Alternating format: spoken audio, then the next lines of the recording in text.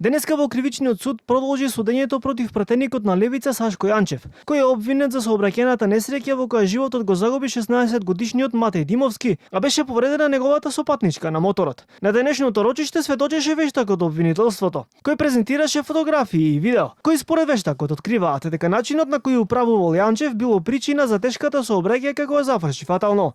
Одбраната на претеникот Јанчев, кој според обвинителството се товари за тешки дела против безбедноста на луѓето и имотот во сообраќајот, реагираше дека на снимките не се забележува конкретното движење на возилото, а на фотографиите, како што посочија, се гледа дека на местото на сообраќајката имало паркирано возило, кое според нив било причина за непрегледноста на Јанчев.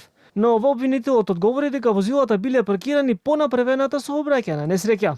Според обвинителот, иако Матеј возел без светло и кацига, тоа не било причина за несреќата, затоа што тој возел во правилна насока, а улицата била осветлена. Несреќата се случи на 14 септември минатата година во Скопско Марино.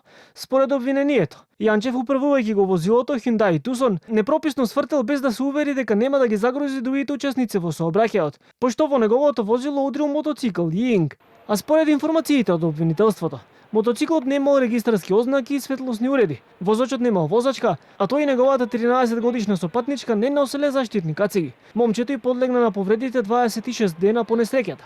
Во пресрет на денешното судење, семејството преку писмено соопштение изрази незадоволство од ставот на обвинетиот изнесен на претходното рочиште, дека тој не чувствува одговорност за сообраќајната несреќа. Порочиштето денеска немаше изјави, а следното е закажано за 22 мај, кога повторно ќе има искази на вештаци од обвинителството.